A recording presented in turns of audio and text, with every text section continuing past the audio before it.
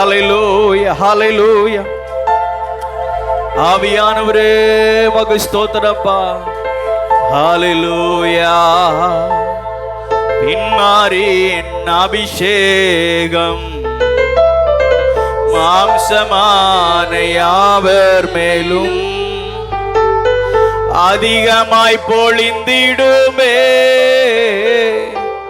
ஆவியில் நிரப்பிடுமே. உங்க வாழ்க்கையில ஏதாயிலும் ஒன்றை கர்த்தர் செய்யணுங்கிறதான ஒரு பாரத்தோடு தான் இந்த இடத்துல வார்த்தையை சுமந்து இந்த இடத்துல வந்து நிற்கிறோம். சும்மா பாரம்பரியமா எனக்கும் ஒரு சபை உண்டு, நமக்கு முடிஞ்ச நேரம் ஆராதனையில போய் அட்டன் பண்ணுவோம் வருவோம், அப்படி அல்ல. நம்முடைய வாழ்க்கையில கர்த்தர் ஏதாகிலும் ஒன்றை செய்ய வேண்டும் என்கிறதான அந்த வாஞ்சியோடு தான் நம்ம ஒவ்வொரு நேரமும் கர்த்தருடைய சமூகத்தில் நம்ம கூடி வருகிறோம். ஹல்லேலூயா. இன்றைக்கும் ஆவியானவர் நம் நடுவில் பலத்த காரியங்களை கர்த்தர் செய்வாராக. நம்ம அதிக நேரம் எடுக்க முடியாது, இருக்கிற இந்த கொஞ்ச நேரத்துக்குள்ள பரிசுத்த ஆவியானவர் நம்ம ஒவ்வொருவரை ஆட்கொள்ள நாம் இடம் கொடுக்கணும். கர்த்தருடைய வார்த்தைக்கு நாம் இடம் கொடுக்கணும். ஆவியானவர் நம் நடுவில் பலத்த காரியங்களை செய்வாராக. ஓ ஹல்லேலூயா. பின்மாரியின் அபிஷேகம் மாம்சமான யாவர் மேலும் அதிகமாய் பொழிந்திடுமே, ஆவியில் நிரப்பிடுமே. பின்மாரியின் அபிஷேகம் மாம்சமான யாவர் மேலும் அதிகமாய் பொழிந்திடுமே, ஆவியில் நிரப்பிடுமே. அக்கினியாய் இறங்கிடுமே, அக்னி நாவாக அமர்ந்திடுமே, பெரும் காற்றாக ஜீவ நதியாக பாய்ந்திடுமே. அக்கினியாய் இறங்கிடுமே, அக்னி நாவாக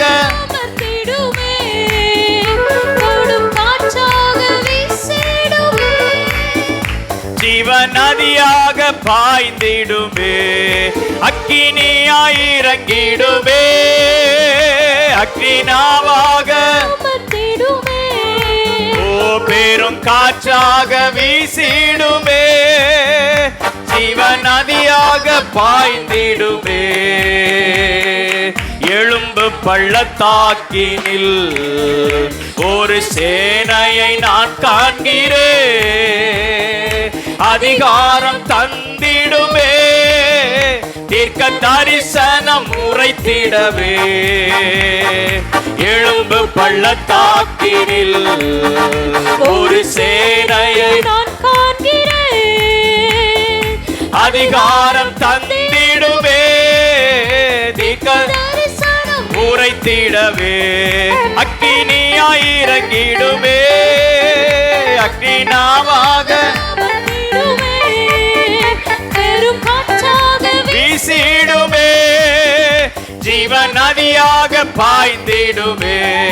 அக்கினியாய் இறங்கிடுமே, அக்னி நாவாக அமர்ந்திடுமே, பெரும் காற்றாக வீசிடுமே, ஜீவ நதியாக பாய்ந்திடுமே. எல்லாரும் கரங்களை தட்டி முழு பலத்தோடு கூட ஆவியானவரே, அன்றைக்கு எழும்பு பள்ளத்தாக்கிலே உம்முடைய ஆவி ஊற்றப்படும் பொழுது அவைகள் அத்தனையும் உயிர் பெற்று எழும்பி சேனையாக எழும்பிட்டு. கையை உயர்த்தி ஆண்டவரே, நாங்கள் சேனைகளாக எழும்பணும், உமக்காக நாங்கள் செயல்படணும். பரிசுத்த ஆவியானவரே, ஹல்லேலூயா. ஒவ்வொருவரை நீர் ஆட்கொள்ளுவீராக, நீர் அனலாக்குவீராக, எங்களை உமக்காக பற்றி எரிய பண்ணுவீராக, எங்களை உமக்காக எழும்பி பிரகாசிக்க பண்ணுவீராக. நன்றி அப்பா, நன்றி நிறைந்த உள்ளத்தோடு கூட நாங்கள் உம்மை ஸ்தோத்திரிக்கிறோம் அப்பா. ஆமென், ஆமென். ஹல்லேலூயா, ஹல்லேலூயா. இயேசுவே மக்கு ஸ்தோத்திரம் செலுத்துகிறோம் ஆண்டவரே. இந்த நாளிலே நீர் எங்களோடு கூட இடைப்படணும். இந்த நாளிலே நீர் எங்களுடைய வாழ்க்கையிலே செய்ய நினைத்திருக்கிறத நீர் செய்வீராக ஆண்டவரே. இந்த ஆராதனையில் பங்கு பெற்றிருக்கிற யாவர் மேலும் தேவ கிருபை இன்னும் தங்கட்டும். உம்முடைய நாமம் மகிமைப்படுவதாக. ஆமென், ஆமென், ஆமென். அல்லேலூயா, அல்லேலூயா. ஆண்டவருடைய நாமம் மகிமைப்படுவதாக. கர்த்தருடைய வார்த்தைக்கு நேராக நாம் கடந்து செல்வோமாக. ஆமென். கொஞ்சம் நேரம் தான் இருக்குது. ஆண்டவர் நம்மோடு கூட இடைப்படுவாராக. எல்லாரும் கண்களை மூடி தலைகளை தாழ்த்தி நம்ம ஜெபம் பண்ணுவோம். இன்றைக்கும் இந்த காலை நேரத்திலையும் கர்த்தர் நம்மோடு கூட இடைப்படணும். இது ஒரு முக்கியமான ஒரு நேரத்துக்குள் வந்திருக்கிறோம். எப்பெல்லாம் கர்த்தர் நம்ம கூட பேசுகிறாரோ அப்பெல்லாம் அது ஒரு முக்கியமான ஒரு நேரம். ஹல்லேலூயா. பரலோகம் எப்பொழுதெல்லாம் நம்மை சந்திக்கிறதோ அதெல்லாம் மிக மிக முக்கியமான ஒரு நேரம். ஓ ஹல்லேலூயா. இந்த வாரம் முழுவதும் நம்ம ஓடுறோம். ஆமென். கர்த்தருடைய சமூகத்தில் கொஞ்ச நேரம் வந்து நம்ம காத்திருக்கிறோம். அந்த கொஞ்ச நேரமும் வீண் போகாதபடிக்கு கர்த்தருடைய வார்த்தைக்கு நம்முடைய செவிகை நாம் திறந்து கொடுப்போமாக. இங்கே இருக்கிற எல்லாருக்கும் தேவையான வார்த்தைகளை கர்த்தர் பரத்திலிருந்து தந்தருளுவாராக. ஸ்தோத்திரம் ஆண்டவரே. நன்றியோடு கூட நாங்கள் உம்மை ஸ்தோத்தரிக்கிறோம். பரிசுத்தம் உள்ள எங்கள் நல்ல தகப்பனே, நாங்கள் உம்மை ஸ்தோத்தரிக்கிறோம், ஸ்தோத்தரிக்கிறோம் ஆண்டவரே. இந்த காலை நேரத்திலையும் நீர் எங்களோடு கூட இடைப்படுவீராக, நீர் எங்களோடு கூட பேசுவீராக.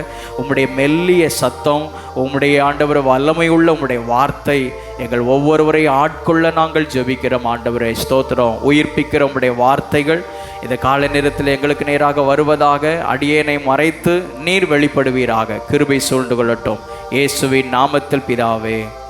ஆமென், ஆமென். ஹல்லேலூயா, அல்லேலூயா. சத்தமாய் ஹல்லேலூயா, ஆமென். பக்கத்தில் கூட கையை பிடிச்சு கேளுங்க. சந்தோஷமா இருக்கிறீங்களா? ஆமென், ஹல்லேலூயா. என்ன சில நேரத்தில் என் இருதயத்தில் இருக்கிற பாரத்தை உங்கள் கூட ஷேர் பண்ணிடுவேன். நம்ம எல்லாரும் ஆண்டவருக்குள்ளே நம்ம பலன் அடையணும், உற்சாகம் அடையணும், கர்த்தருக்காக எழும்பி செயல்படணும். அல்லேலூயா, அல்லேலூயா. ஆண்டவர் பெரிய காரியங்களை செய்வாராக. யோபுவின் புஸ்தகம் 14வது அதிகாரம், யோபுவின் புஸ்தகம் 14வது அதிகாரம் 7, 8, 9 3 வசனத்தை நம்ம வாசிப்போம்.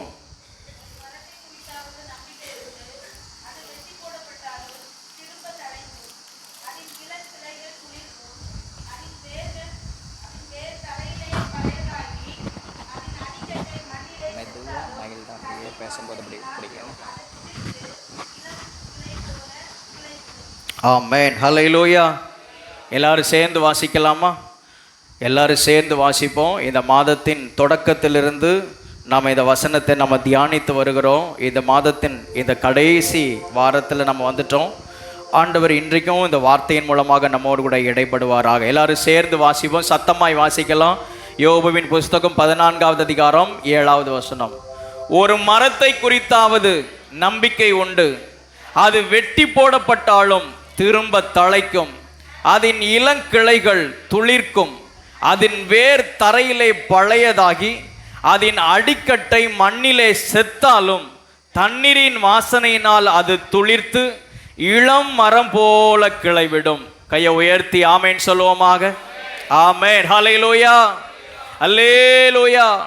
ஒரு மரத்தை குறித்ததான நம்பிக்கையை குறித்து இங்கே சொல்லப்பட்டிருக்கிறது. அது வெட்டி போடப்பட்டாலும் திரும்பவும் தழைக்கும், அதனுடைய அடிக்கட்டை மண்ணிலே செத்தாலும் தண்ணீரின் வாசனையினாலே அது துளிர்த்து இளம் மரத்தை போல கிளைவிடும். ஆமேன் சொல்லுவோமாக. அல்லேலூயா, ஆமேன். ஓர் அறிவு உள்ளதான ஒரு மரத்துக்கே இத்தனை நம்பிக்கை இருக்குமையானால் நிச்சயமாக நான் துளிர் விடுவேன், நிச்சயமாக நான் வளருவேன் என்கிறதான ஒரு நம்பிக்கை இருக்குமையானால் உங்களுக்கும் எனக்கும் அதை காட்டிலும் அதிகமான நம்பிக்கை காணப்பட வேண்டும். அல்லேலூயா, அல்லேலூயா. இந்த மாதம் முழுவதுமாக ஆண்டவர் ஆமேன் நம்முடைய வாழ்க்கையில் நம்பிக்கையை துளிர்விட செய்வாராக. ஆமேன். எந்தெந்த காரியத்திலெல்லாம் நாம் அவ்வளோதான் முடிந்தது என்கிறதான நிலைமையில் நம்முடைய மனநிலைமை இருந்ததோ அந்த மனநிலைமையை கர்த்தர் மாற்றி என்னுடைய வாழ்க்கையில் மறுபடியுமாக துளிர்விட செய்வார் என்கிறதான ஒரு புதிய நம்பிக்கையை கர்த்தர் ஏற்படுத்துவாராக. ஆமேன் சொல்லுவோமாக. அல்லேலூயா. நிறைய காரியங்களை இந்த மாதம் முழுவதுமாக நம்ம தியானித்தோம். இன்றைக்கும் கர்த்தர் நம்மோடு கூட இடைபடுவாராக. கடந்த வாரத்தில் நாம் தியானித்தோம். ஏசாயா 11வது அதிகாரம் 1வது வசனத்திலே ஈசா என்னும் அடிமரத்திலிருந்து ஒரு துளிர் தோன்றி அவன் வேர்களிலிருந்து ஒரு கிளை எழும்பி செழிக்கும். அல்லேலூயா. ஈசா என்னும் அடிமரம், போன வாரம் பிரசங்கம் ஞாபகம் இருக்குதா? அல்லேலூயா. ஈசா என்னும் அடிமரம், அந்த அடிமரத்திலிருந்து ஒரு துளிர் தோன்றி அவன் வேர்களிலிருந்து கிளை எழும்பி செழிக்கும். ஈசாய் யாரு? ஈசாயினுடைய வாழ்க்கையிலே, அவனுடைய குடும்பத்திலே திடீரென்று ஏற்பட்டதான புயல் என்ன, பிரச்சனை என்ன மாதிரியான பிரச்சனைகளை ஈசாயை தன்னுடைய வாழ்க்கையிலே குடும்பத்திலே சந்தித்தார்? ஆண்டவர் அவனுடைய வாழ்க்கையில குடும்பத்தில் செய்த அதிசயமான காரியம் என்ன அப்படின்னு கடந்த வாரத்தில் நம்ம தியானித்தோம். மறுபடியும் நம்ம அந்த சப்ஜெக்டுக்குள்ள போக விரும்பல. ஈசாயை போல, ஈசாயினுடைய குடும்பத்தை போல உங்களையும் என்னையும், நம்முடைய குடும்பத்தையும், இந்த சபையையும் கர்த்தர் துளிர்விட செய்வாராக.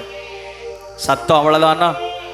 அல்லேலூயா, அல்லேலூயா, ஆமென். ஈசா என்னும் அடிமரம், அந்த அடிமரத்திலிருந்து ஒரு துளிர் தோன்றி, இந்த வசனத்தினுடைய தொடர்ச்சியாகத்தான் இன்றைக்கும் சில காரியங்களை உங்களோடு கூட தியானிக்க விரும்புகிறேன். இந்த ஈசாயினுடைய குடும்பத்திலே தாவீதை கர்த்தர் எழும்ப பண்ணினார். போன வாரத்தில் ஒரு வார்த்தையை நாம் பார்த்தோம். மத்தேயு சுவிசேஷத்தில் 1வது அதிகாரம் அதில் 6வது வசனத்திலே நாம் பார்க்கும் பொழுது, ஈசாய் தாவீது ராஜாவை பெற்றான். அல்லேலூயா. மற்ற எல்லாருடைய பெயர்களும் இவன் இவனை பெற்றான், இவன் இவனை பெற்றான், இவன் இவனை பெற்றான் அப்படின்னு அந்த வம்ச அட்டவணை இருக்கிறதான அந்த அட்டவணையில் இந்த ஒரு வார்த்தை மாத்திரம் வித்தியாசமாய் சொல்லப்பட்டிருக்கிறது. ஈசாய் தாவீது ராஜாவை பெற்றான். அல்லேலூயா, அல்லேலூயா. பிறக்கும் பொழுது ராஜா என்கிறதான அடையாளத்தோடு கூட இந்த ஈசாயினுடைய வம்சத்திலே ஒருவன் எழும்பி வந்தான். ஆமேன் சொல்லுவோமாக. ஆமேன், அல்லேலூயா. ஈசாய் என்னும் அடிமரம், சமுதாயம், உலகம் இந்த ஈசாயினுடைய குடும்பத்துக்கு விரோதமாக செயல்பட்டு அவனுடைய பதவி, அவனுடைய அந்தஸ்து, அவனுடைய எல்லா அதிகாரம் எல்லாவற்றையும் பறித்து கொண்டு, ஆமென், எல்லாம் முடிந்தது என்கிற நிலைமையில் ஏசாயா தீர்க்கதரிசியின் மூலமாக ஈசாய்க்கு நேராக ஒரு வார்த்தை வருகிறது. ஆமென், உன்னுடைய அடிமரத்திலிருந்து நான் ஒரு துளிரை தோன்ற செய்வேன். அல்லேலூயா. உன்னுடைய வேர்களிலிருந்து ஒரு கிளை எழும்பி செழிக்கும் என்று சொல்லப்பட்டதான அந்த வார்த்தை எத்தனை அதிகமாய், எத்தனை உண்மையாய் அவனுடைய ஈசாயினுடைய வாழ்க்கையில நிறைவேறி இருக்கிறது என்று வேதத்தின் சரித்திரத்திலே நாம் வாசிக்க முடியும். ஆமேன் சொல்லுவோமாக.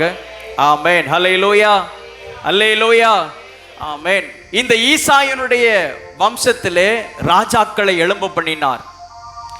தாவீது ராஜாவை எழும்ப பண்ணினார். அதை தொடர்ந்து சில ராஜாக்கள் எழும்பினார்கள். யூதாவிலே அந்த ஈசாயினுடைய குடும்பத்தை தொடர்ந்து கிட்டத்தட்ட அந்த யூதாவிலே 21 ராஜாக்கள் அரசாண்டார்கள், ஆளுகை செய்தார்கள். இதெல்லாம் ராஜாக்கள் புஸ்தகத்திலே நமக்கு சொல்லப்பட்டிருக்கிறது. 21 ராஜாக்கள் அந்த தேசத்திலே அரசாண்டார்கள். ஆனால் அதற்கு பின்பதாக நடந்த காரியங்கள் என்ன, அதை தொடர்ந்து நடந்ததான காரியங்கள் என்ன என்பதை சுருக்கமாக சில காரியங்களை உங்களோடு கூட நான் பகிர்ந்து கொள்ள விரும்புகிறேன். கர்த்தர் ஒரு வார்த்தையை ஒரு மனிதனுக்கு கொடுப்பார். ஆனால் அந்த வார்த்தையை அழித்து போடுவதற்கு அல்லது அந்த வார்த்தையை நிறைவேறக்கூடாதபடிக்கு சத்துரு இன்னொரு விதத்தில் என்ன செய்வான், செயல்பட்டு கொண்டே இருப்பான். ஆனால் முடிவிலே கர்த்தருடைய வார்த்தையே ஜெயம் பெறும். ஆமென், அல்லேலூயா. நான் மறுபடியும் இந்த வார்த்தையை சொல்ல விரும்புகிறேன். கர்த்தர் ஒரு மனிதனுக்கு ஒரு வார்த்தையை தருவார். ஆனால் அந்த வார்த்தையை நிறைவேற்றுவதில் தேவன் ரொம்ப கவனம் உள்ளவராக இருப்பார். அல்லேலூயா, ஆமென். அந்த வார்த்தை நிறைவேறக்கூடாதபடிக்கு நமக்கு எதிராளியாகிய சத்துரு பிசாசானவன் அவன் தீவிரமா ரொம்ப கவனமா இருந்து செயல்பட்டு அந்த வார்த்தையை அழித்து போடுவதற்கும் அந்த வார்த்தை நிறைவேறக்கூடாதபடிக்கு நம்முடைய வாழ்க்கையில பல இன்னல்களை பல சூழ்நிலைகளை நம்முடைய வாழ்க்கையில கொண்டு வருவான். ஆனால் இந்த காலை நேரத்தில் கர்த்தருடைய சமூகத்திலிருந்து நாம் ஒன்றை ஆழமாய் விசுவாசிக்கணும். எனக்கு கர்த்தர் ஒரு வார்த்தையை தந்தார், ஆனால் அதை நிச்சயமாக எத்தனை தலைமுறை ஆனாலும் எத்தனை காலங்கள் ஆனாலும் அதை என்னுடைய வாழ்க்கையில தேவன் நிறைவேற்றுவார் என்கிறதான ஒரு விசுவாசத்தோடு கூட நம்பிக்கையோடு கூட நாம் இருக்க வேண்டும். அல்லேலூயா, அல்லேலூயா, ஆமென். கர்த்தர் உங்க வாழ்க்கையில ஒரு வார்த்தையை கொடுத்திருப்பாரானால், அதனால தான் சொன்னேன், கர்த்தருடைய வார்த்தை என்பது ரொம்ப ரொம்ப முக்கியமானது. அல்லேலூயா, ஆமென். ஆண்டவருடைய வார்த்தை நம்முடைய செவிகள் வழியாக இருதயத்தில் அது ஆழமாய் விழுந்துருச்சு அப்படின்னா அந்த வார்த்தை நிச்சயமாக நிறைவேறும். ஆமென். அல்லேலூயா, அல்லேலூயா. ஈசாயனுடைய அந்த குடும்பத்தின் அவருடைய அந்த தொடக்க காலத்துல ஆமென் வித்தியாசமான சூழ்நிலை இருந்தது, நம்பிக்கையற்ற சூழ்நிலை இருந்தது. நம்பிக்கையற்ற சூழ்நிலையிலையும் கர்த்தர் ஒரு வார்த்தையை கர்த்தர் கொடுத்து ஆமென் சிங்காசனத்தில் அமரக்கூடியதான ராஜாவை எழும்ப பண்ணினார். அந்த சிங்காசனத்தை கர்த்தர் உறுதிப்படுத்தினார். அல்லேலூயா. அந்த சிங்காசனத்தை கர்த்தர் உறுதிப்படுத்தி அந்த சிங்காசனத்தில் தான் இந்த உலகத்தை முழுமையும் ஆளுகை செய்யக்கூடியதான மேசியாவாகிய கிறிஸ்து வெளிப்படுவார் என்று ஏசாயா தீர்க்கதரிசியின் மூலமாக சொல்லப்பட்டது. அல்லேலூயா, ஆமென். ஏசாயா 11வது அதிகாரம் 1வது வசனத்தில் சொல்லப்பட்டிருக்கிற வார்த்தை அது ஈசாயினுடைய குடும்பத்திற்கு சொல்லப்பட்ட வார்த்தை மாத்திரம் அல்ல, ஆமென், முழு உலகத்தையும் அரசாள போகிறதான மேசியாவாகிய கிறிஸ்து இயேசுவை பற்றி சொல்லப்பட்டதான வார்த்தை. அல்லேலூயா, அல்லேலூயா, ஆமென். அப்போ அப்படியானால் அந்த வார்த்தை அந்த ஈசாயினுடைய குடும்பத்திலே அந்த ஆரம்ப காலகட்டத்திலே நிறைவேறிவிட்டது. அதை தொடர்ந்து ஆமென் ஒவ்வொரு காலகட்டத்திலையும் எத்தனையோ விதமான சோதனைகள் வந்தது. ஆனால் அந்த சோதனைகளுக்கு ஊடாக அந்த சிங்காசனத்தை கர்த்தர் உறுதிப்படுத்தி கொண்டே இருந்தார். இப்போ ஒரு 3 காரியத்தை ஆமென் இருக்கிற அந்த கொஞ்ச நேரத்துக்குள்ள நான் பகிர்ந்து கொள்ள விரும்புகிறேன். ஆமென். வாசிக்கிறீங்களா? எரேமியா தீர்க்கதரிசன புஸ்தகம். அந்த ஈசாயினுடைய குடும்பத்திலே அந்த குடும்பத்திலே வந்ததான ராஜாக்கள், அந்த யூதா தேசத்திலே அரசாண்டதான அந்த ராஜாக்கள் கிட்டத்தட்ட 21 ராஜாக்கள் என்று நான் சொன்னேன். ஆமென். அதை தொடர்ந்து அவர்களுடைய அந்த சந்ததியில அந்த தலைமுறையில ஏற்பட்டதான சில மாற்றங்கள், சில தலைகீழான சூழ்நிலைகள், சில நம்பிக்கையற்ற சூழ்நிலைகள், அதற்கு நடுவில் கர்த்தர் எப்படி செயல்பட்டார் என்பதை நாம் பார்க்க போகிறோம். எரேமியா தீர்க்கதரிசன புஸ்தகம் 22வது அதிகாரம் அதில் 24வது வசனத்தை வாசிப்போம்.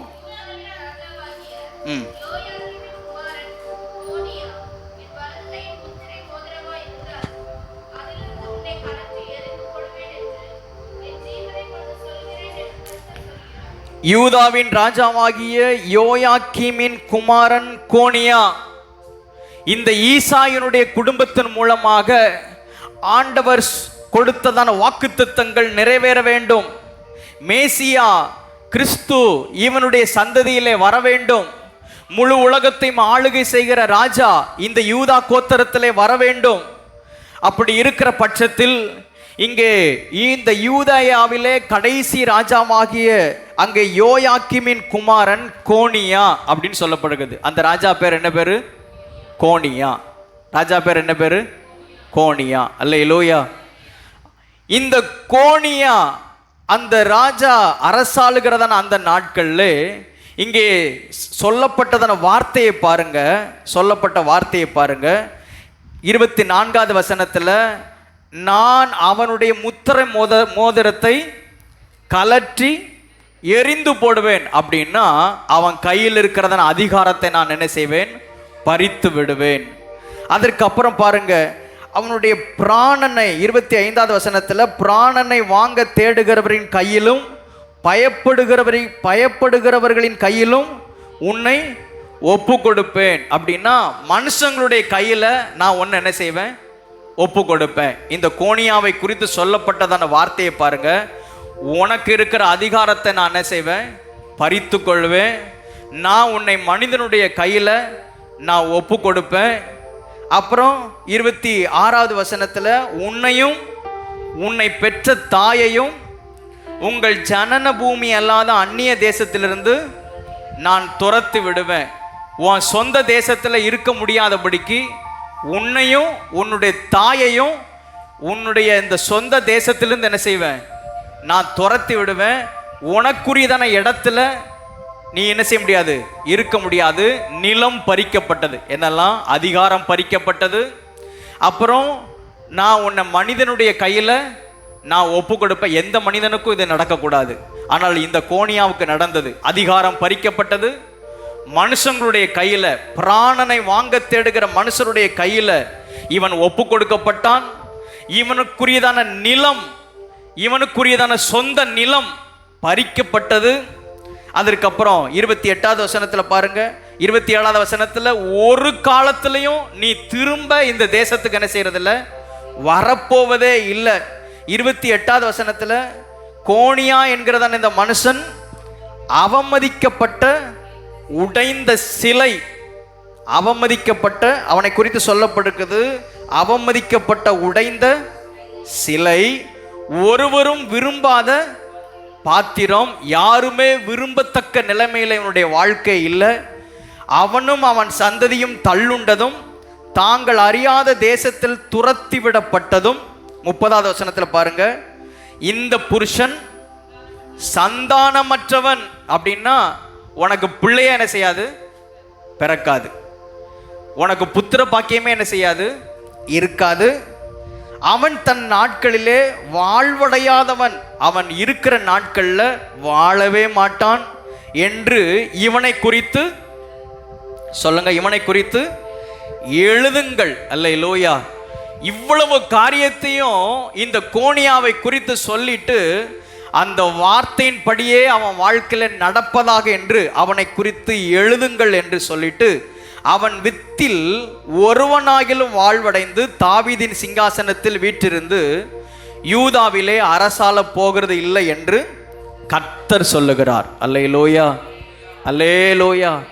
பிசாசு நமக்கு விரோதமாய் காரியங்களை செய்துட்டான் அப்படின்னா, ஆமென், அதை தேவனுடைய வல்லமையினாலே அதை மேற்கொண்டு விடலாம். இங்கே கோனியாவுக்கு சொல்லப்பட்டிருக்கிறது, கர்த்தரே இவனை குறித்து என்ன செய்றாரு, எழுதுங்கள் என்று. அதாவது சிலர் சொல்லுவாங்களா, கடவுளே நினைச்சாலும் இவனை காப்பாற்ற முடியாது, கடவுளே நினைச்சாலும் இவன் வாழ்க்கையில் எந்த முன்னேற்றத்தையும் பார்க்க முடியாது. ஏன்னா இங்கே இந்த கோனியாவை குறித்து சொல்லப்பட்டிருக்கிறது, தேவனே ஜட்ஜ்மெண்ட் பண்ணிட்டாரு இவன் வாழ்க்கையில் இதை குறித்து எழுது. ஏன்னா இந்த கோனியாவானாலும் சரி, கோனியாவனுடைய தகப்பன்மார்களான சரி, தேவனுக்கு விரோதமாக பாவம் செய்து தேவனுடைய கட்டளையை மீறி அவர்கள் தேவனை விட்டு தூரம் போனார்கள். அதனால தான் இந்த ஜனங்களை, ஆமென், பாபிலோன் ராஜாவினுடைய கையில் ஒப்பு கொடுக்கும்படியாக கர்த்தர் அங்கே ஒப்பு கொடுத்தார். அல்லேலூயா, அல்லேலூயா. ஒருவேளை இப்படி ஒப்பு கொடுக்கப்பட்டதான பாத்திரமாக இருந்தாலும் தேவனுடைய சமூகத்தில் மனம் பொருந்தி வரும் பொழுது கர்த்தர் இரக்கம் உள்ளவராக, நம்ம எல்லார் மேலும் கிருபை உள்ளவராக இருந்து கர்த்தர் நம்மையும் நம்முடைய சந்ததியையும் தலைமுறைகளையும் கர்த்தர் வாழ வைப்பார். அல்லேலூயா, அல்லேலூயா. வசனம் சொல்லுகிறதுல அவருடைய கோபம் ஒரு நிமிடம், ஆனால் அவருடைய இரக்கமோ அவருடைய கிருபையோ அது என்றென்றைக்கும் உள்ளது. ஆமென் சொல்லுவோமாக. அல்லேலூயா, அல்லேலூயா.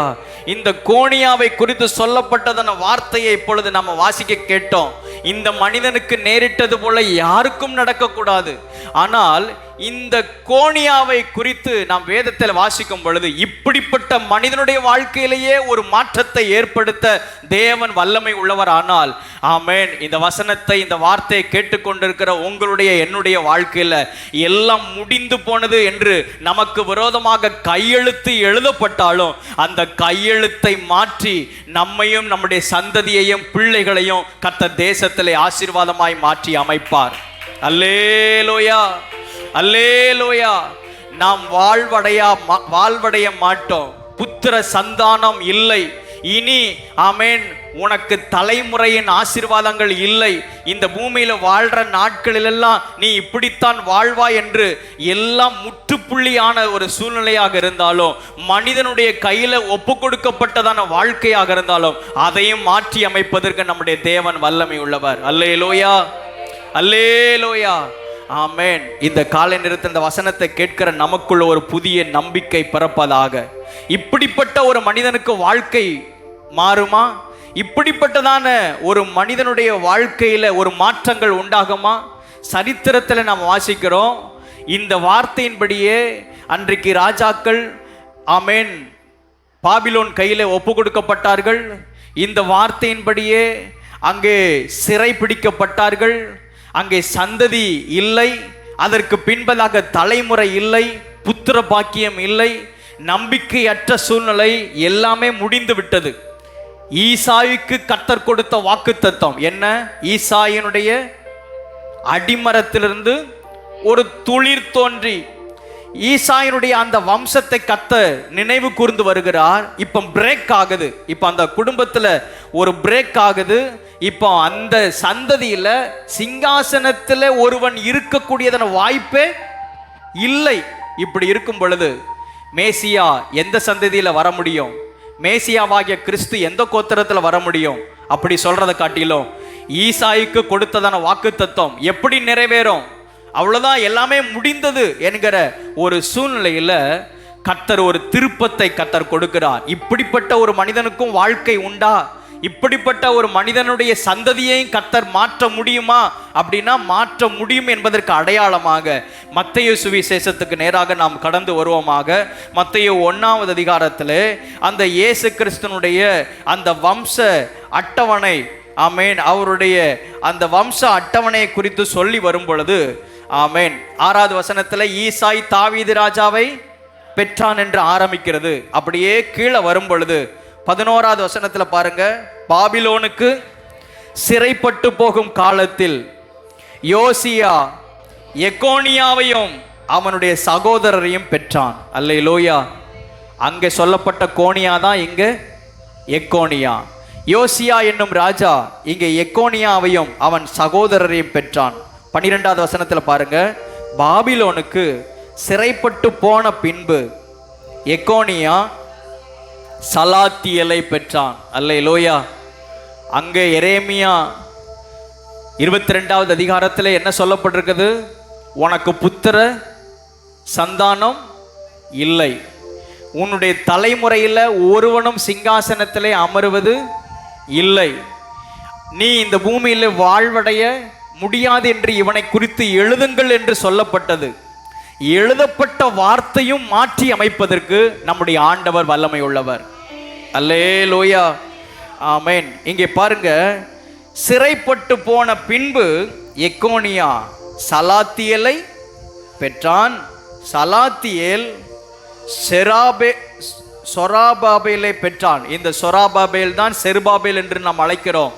இந்த செருபாபேல் தான் பின் நாட்களிலே அடிமைத்தனத்திலிருந்து மீண்டு வந்து இடிக்கப்பட்டு தகர்க்கப்பட்டு கிடந்ததான அந்த ஆலயத்தை மறுபடியும் எடுப்பித்து கட்டினார். அல்லேலூயா. நான் சொல்ற சரித்திரம் உங்களுக்கு புரியுதா? ஆமென். ஆலயம் தரைமட்டமாக்கப்பட்டு கிடந்தது ஒரு காலகட்டத்தில். மறுபடியும் அந்த ஆலயத்தை மறுபடியும் எழுப்பி தேவனுடைய மகிமை வெளிப்படும்படியாக அந்த ஆலயத்தை கட்டி எழுப்பினது இந்த செருபாபேல். அல்லேலூயா, அல்லேலூயா, ஆமென். இந்த ஈசாயினுடைய சந்ததியில் எக்கோனியாவுக்கு வந்ததான வார்த்தை அங்கே சூழ்நிலைகள் மாறி அவனுடைய சந்ததியை கர்த்தர் ஆசீர்வதிக்கிறார். அந்த சந்ததியிலிருந்து தேவனுடைய ஆலயத்தை கட்டி எழுப்பக்கூடியதான ஒரு தலைமுறையை கர்த்தர் ஏற்படுத்தினார். அல்லேலூயா. அந்த செருபாபேலை தொடர்ந்து அங்கே சிலருடைய வம்ச அட்டவணை சொல்லப்பட்டிருக்கிறது. அந்த வம்ச அட்டவணையில தான் 16வது வசனத்தில் பாருங்க, யாக்கோபு மரியாளுடைய புருஷனாகிய யோசேப்பை பெற்றான். அவள் இடத்தில் கிறிஸ்து எண்ணப்படுகிற இயேசு பிறந்தார். கரங்களை தட்டி கர்த்தரை மகிமைப்படுத்துவோமாக. ஆமென். ஹல்லேலூயா, அல்லேலூயா, ஆமென். நமக்கு விரோதமாக எழுதப்பட்ட கையெழுத்தாக இருந்தாலும் எல்லாமே முடிந்தது என்கிறதான ஒரு சூழ்நிலையாக இருந்தாலும் வாய்ப்பே இல்லை இதற்கு பின்பதாக இந்த குடும்பம் மேலே எழும்பி வருவதற்கு, இதற்கு பின்பதாக இவருடைய சந்ததி, ஆமென், இவர்களுக்கென்று ஒரு சந்ததி உருவாவதற்கு, இதற்கு பின்பதாக இந்த தலைமுறையில் கர்த்தருடைய ராஜ்யத்தை கட்டுவதற்கு ஒரு தலைமுறை எழும்புவதற்கு வாய்ப்பே இல்லாத சூழ்நிலையிலையும் கர்த்தர் இங்கு அந்த ஈசாய்க்கு சொல்லப்பட்ட அந்த வாக்குத்தத்தத்தை நினைவு கூர்ந்து இங்கே எல்லாவற்றையும் கர்த்தர் பிரேக் பண்ணி ஆண்டவர் இந்த சந்ததியில கிறிஸ்து என்னப்படுகிற மேசியாவை, உலக ரட்சகரை, முழு உலகத்துக்கும் ஆளுகை செய்கிற ராஜாவை கர்த்தர் எழும்ப பண்ணினார். ஆமென், ஹல்லேலூயா. அந்த சந்ததியிலெல்லாம் உங்களையும் என்னையும் ஆண்டவர் முன் குறித்து ராஜாக்களாக, ஆசாரியர்களாக தெரிந்தெடுத்திருக்கிறார். ஆமென் சொல்லுவோமாக. ஆமென், ஹல்லேலூயா. அதனால தான் திரும்பவும் சொல்றேன், கர்த்தர் ஒரு மனிதனுக்கு ஒரு வார்த்தையை கொடுத்தார், ஆனால் அந்த வார்த்தையை நிறைவேற்றுவதில் தேவன் ரொம்ப கவனமுள்ளவராக இருப்பார். அது தாமதித்தாலும் அந்த வார்த்தை நிச்சயமாக நிறைவேறும். ஹல்லேலூயா, ஹல்லேலூயா. ஆமென். ஏன் ஆசை என்ன தெரியுமா? இந்த இடத்துல இருக்கிற அத்தனை பேரும் ஏதோ கொஞ்ச காலங்கள் என்னத்தையே சாப்பிட்டு மடிந்து போவதற்காக அல்ல, நம்மையும் நம்முடைய தலைமுறைகளையும் கர்த்தர் ஆசீர்வதித்து இந்த தேசத்தில் தேவனுடைய ராஜ்யத்தை கட்டி எழுப்புகிற ஒரு தலைமுறைகளை கர்த்தர் எழுப்பணும். அல்லேலூயா. அவ்வளோதான் விருப்பமாங்க. ஆமென். உலகத்தில் இருக்கிறவங்க வெந்ததை தின்னு விதி வந்தா சாவோன்னு இருப்பாங்க, என்னத்தங்க வாழ்க்கை அப்படின்னு இருப்பாங்க. இல்லை, தேவ பிள்ளைகளுக்கு நமக்கு ஒரு மிகப்பெரியதான திட்டம் உண்டு. அல்லேலூயா. இந்த பூமியிலே நம்மை குறித்ததான ஒரு பெரிய நோக்கம் உண்டு, பெரிய திட்டம் உண்டு. ஆமென். அந்த நோக்கத்தையும் சித்தத்தையும் நம்முடைய வாழ்க்கையில், நம்முடைய தலைமுறைகளிலே கர்த்தர் நிறைவேற்றுவாராக. அல்லேலூயா. 2 கையையும் உயர்த்தி கண்களை மூடி ஆண்டவரை நோக்கி நாம் பார்ப்போம். ஒருவேளை இப்போ இருக்கிற சூழ்நிலையை வைத்து ஆமென் நம்ம எதையுமே முடிவு பண்ண முடியாது. என் குடும்பத்தில், என் தலைமுறையில், எனக்கு ஆண்டவர் கொடுத்த பிள்ளைகளை, என்னுடைய வயிற்றில் பிறந்த பிள்ளைகளை அல்லது என்னுடைய தலைமுறைகளை கர்த்தர் ஆசீர்வதித்து இந்த தேசத்தில் ஆமென், ஹல்லேலூயா, ஆண்டவர் அவருடைய மகாபெரிய திட்டத்தை நிறைவேற்றுவதற்கு என்னை தெரிந்தெடுத்திருக்கிறாரா? எனக்கு இப்போ யோசிப்பதற்கு எனக்கு விடையே தெரியல, எனக்கு ஆன்சரே இல்லை. ஆனால் எனக்கு ஒன்று தெரியும், என் மூலமாக என் சந்ததியை கர்த்தர் ஆசீர்வதித்து, என் தலைமுறைகளை கர்த்தர் ஆசீர்வதித்து இந்த தேசத்திலே முழு உலகத்திலேயும் கர்த்தர் தம்முடைய ராஜ்யத்தை கட்டி எழுப்புகிற, அவருடைய நாமத்தை உயர்த்துகிற ஒரு சந்ததியை கர்த்தர் எழுப்புவார். ஆமென், ஹல்லேலூயா, ஹல்லேலூயா. ஈசா என்னும் அடிமரத்திலிருந்து ஒரு துளிர் தோன்றி, ஆமென், நான் விசுவாசிக்கிற என்னுடைய தலைமுறைகளை கர்த்தர் ஆசீர்வதிப்பார். அல்லேலூயா. நீங்க ஆழமா விசுவாசிக்கணுங்க. என் குடும்பத்தில் ஆமென், ஹல்லேலூயா, இதெல்லாம் நடக்காது, அதெல்லாம் நடக்கிற நேரத்தில் நடக்கட்டும் அப்படின்னு இருக்கிறதுக்காக இந்த வார்த்தையை நம்ம கேட்கல. இந்த வார்த்தையின் சத்தத்தை கேட்குறோம் அப்படின்னு சொன்னால், எனக்குள், என் சந்ததிக்குள், என் தலைமுறைக்குள் தேவன் வைத்திருக்கிறதான திட்டம் மகா பெரியது. அந்த திட்டத்தை நிறைவேற்றுவதற்கு ஆண்டவர் எனக்கு கிருபை தருவாராக. ஹல்லேலூயா, அல்லேலூயா. நம்பிக்கையற்ற ஒரு சூழ்நிலை, நம்பிக்கையற்ற சூழ்நிலை, அது வெட்டி போடப்பட்டாலும் திரும்பவும் தழைக்கும். ஆமென். அடிக்கட்டை செத்தாலும் மறுபடியும் தண்ணீரின் வாசனையினால அது திரும்பவும் துளிர்க்கும். அல்லேலூயா. துளிர்த்து எப்படி காணப்படுமா? இளம் மரத்தை போல, முதிர்ந்த மரத்தை போல அல்ல, இளம் மரத்தை போல நன்றாக செழித்து காணப்படுமாம். ஆமென் சொல்லுவோமாக.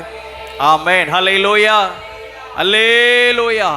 கர்த்தர் என்னையும் அவ்விதமாக மாற்றுவாராக. நம்முடைய வாழ்க்கையில் எந்தெந்த பகுதிகளில் ஆமென் எல்லாமே முடிந்து போனது, இதுக்கப்புறம் இதெல்லாம் எழும்புமா, இதற்கப்புறம் இந்த இடத்திலிருந்து ஒரு பதில் வருமா, இதற்கப்புறம் இந்த சூழ்நிலையில் ஒரு மாற்றம் வருமா என்கிற நிலைமை இருந்தாலும் அந்த மனநிலைமையை கர்த்தர் மாற்றி அமைப்பாராக.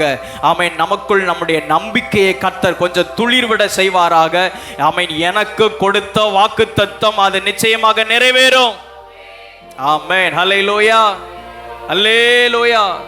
அவர் வாக்கு பண்ணினவர் உண்மை உள்ளவர். 5 வருஷத்துக்கு முன்பதாக, 10 வருஷத்துக்கு முன்பதாக எனக்கு சொன்ன வார்த்தையை அதை நிறைவேற்றுவதற்கு அவர் உண்மை உள்ளவராக இருக்கிறார்.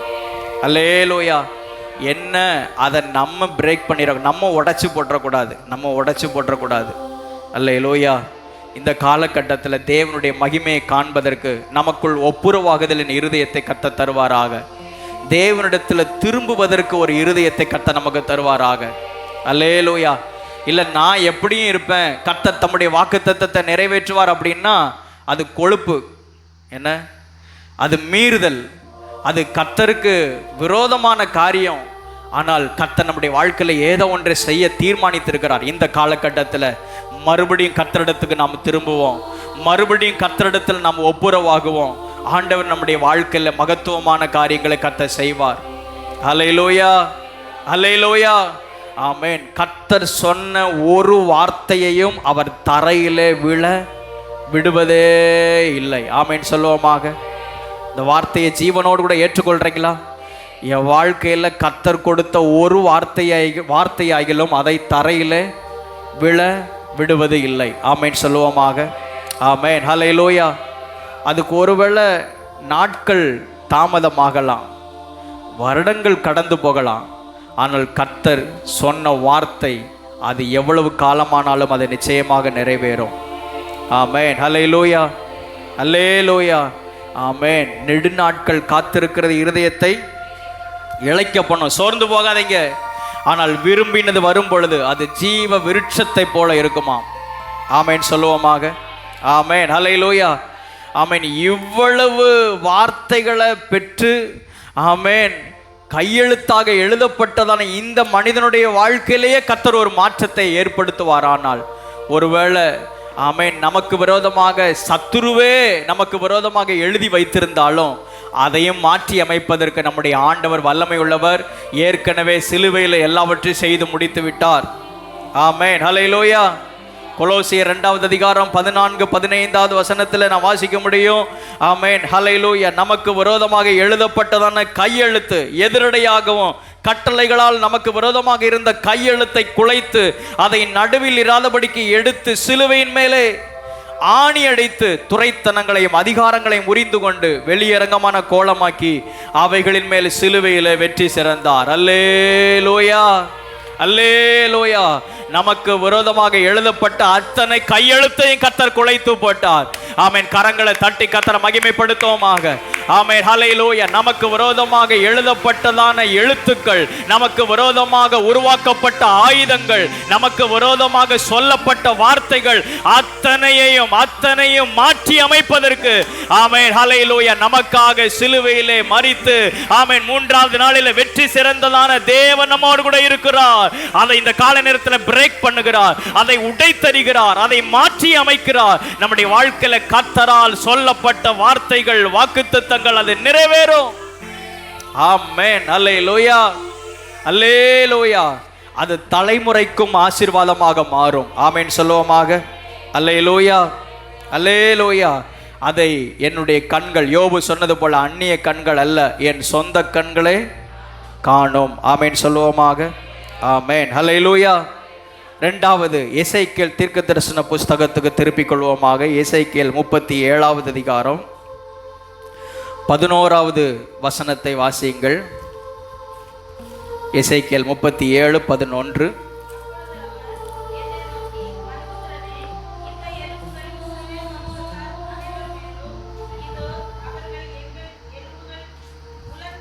எங்கள் எலும்புகள் உலர்ந்து போயிற்று, எங்கள் நம்பிக்கை அற்று போயிற்று, நாங்கள் அறுப்புண்டு போகிறோம் என்கிறார்கள். அல்லேலூயா.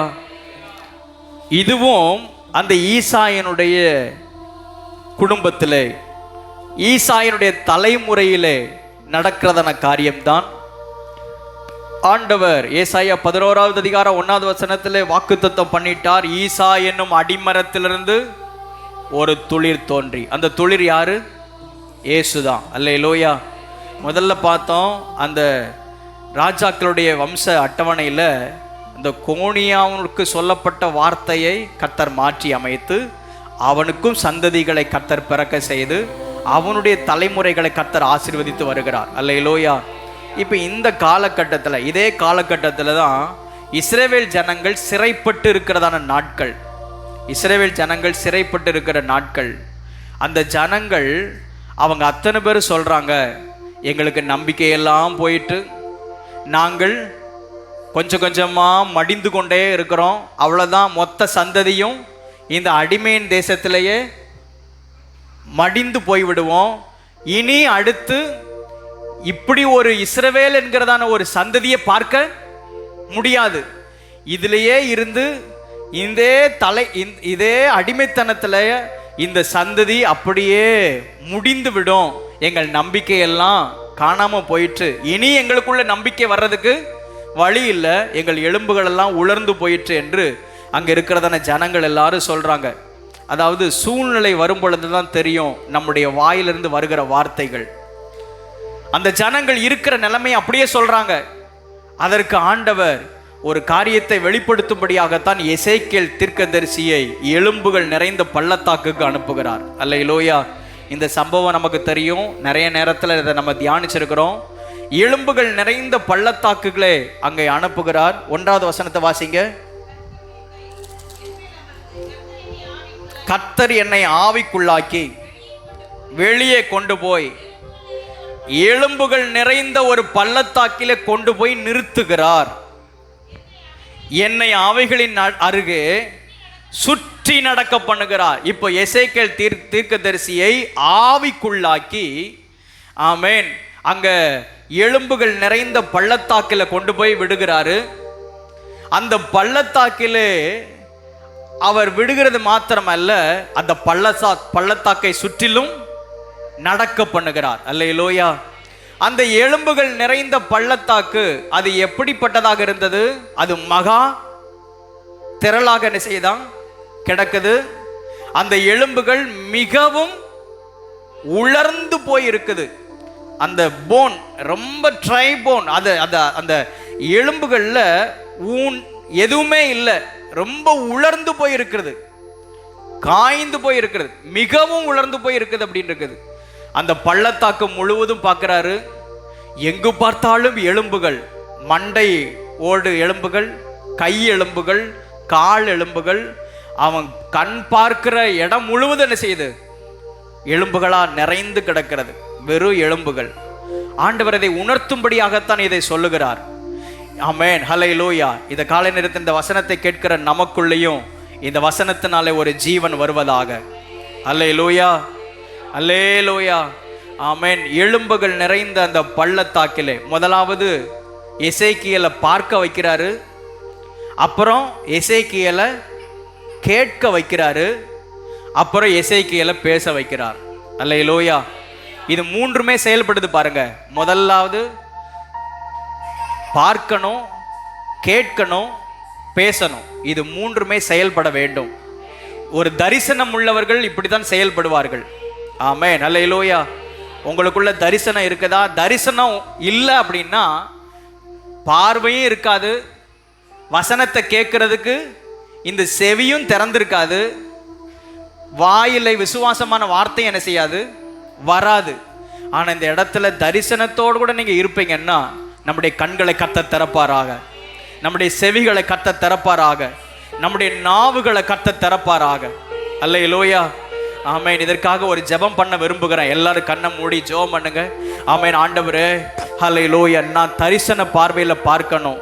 ஆமென், ஹல்லேலூயா. எனக்கு முன்பதாக எத்தனையோ காரியங்கள், எலும்புகள், ஆமென், ஹல்லேலூயா, ட்ரைபோனாக இருக்கிறது, எல்லாம் உலர்ந்து போய் நம்பிக்கையற்ற ஒரு சூழ்நிலையில் இருக்கிறது. ஆமென். ஆண்டவரே, இதை நாங்கள் தரிசனத்தோடு கூட நாங்கள் பார்க்கணும். பார்க்கிற பார்வையை கர்த்தர் எங்களுக்கு தருவீராக. உம்முடைய சத்தத்தை கேட்கிற ஆண்டவரே செவிகளை கர்த்தர் எங்களுக்கு தருவீராக. விசுவாசத்தோடு கூட ஆமென் தீர்க்க தரிசனமாய் சொல்லுகிற நாவுகளை கர்த்தர் எங்களுக்கு தருவீராக. ஆமென், அல்லேலூயா, அல்லேலூயா, ஆமென். முதலாவது அந்த எலும்புகள் நிறைந்த பள்ளத்தாக்கை எசேக்கியேலை பார்க்க வைக்கிறாரு. ஆண்டவர் கேட்கிறார், எப்பா நீ இப்ப கண் பார்க்கிற தூரம் வரைக்கும் எல்லாமே எலும்புகள் நிறைந்து கிடக்கிறது. ஒரு மயானத்தில் போய், சுடுகாட்டில் போய் நம்மளை கொண்டு போய் விடுறாரு. அங்க பார்த்தா எங்கு பார்த்தாலும் எலும்புகளாக சிதறி கிடக்குது. அப்படி இருக்கிற பட்சத்தில் ஆண்டவர் நம்மளை பார்த்து கேட்குறார், இதெல்லாம் உயிரோடு கூட எழும்புமா அப்படின்னு கேட்குறார். நமக்குள்ளே இருந்து என்ன பதில் வரும்? எசேக்கியேல் தீர்க்கதரிசியின் இடத்துல ஆண்டவர் இந்த கேள்வியை கேட்குறார், இந்த எலும்புகள் எல்லாம் உயிர் அடையுமா? ஏன்னா இதே போலதான் இஸ்ரவேல் ஜனங்களுடைய நிலைமைகளும் இருக்கிறது. இனி வாய்ப்பே இல்லை, உயிரடைகிறதுக்கு வாய்ப்பே இல்லை. ஆமேன். இந்த தேசம் முழுமையும் ரட்சிக்கப்படுவதற்கு இப்பொழுது இருக்கிறதான சூழ்நிலையை பார்த்தா வாய்ப்பே இல்லை. இந்த அச்சங்குளத்தில் ரட்சிப்பு வருவதற்கு இப்போ இருக்கிற சூழ்நிலையை பார்த்தா வாய்ப்பே இல்லை. யாருங்க ரட்சிக்கப்படக்கூடும்? அன்னைக்கு சீஷர்கள் அத்தனை பேரும் ஆமேன் ஐஸ்வர்யவானை குறித்து சொல்லி அந்த சம்பவத்தை சொல்லிட்டு வரும் பொழுது, ஐஸ்வர்யவான் தேவனுடைய ராஜ்யத்துக்குள்ள அவ்வளோ ஈஸியாக பிரவேசிக்க முடியாது அப்படிலாம் அந்த சம்பவத்தெல்லாம் சொல்லிட்டு வரும் பொழுது இந்த சீஷர்கள் இயேசுவிடத்தில் கேட்குறாங்க, அப்படியானால் யார் ஆண்டவரே ரட்சிக்கப்படக்கூடும்? அல்லேலூயா. நமக்குள்ளேயும் கேள்வி அப்படித்தான் இருக்குது.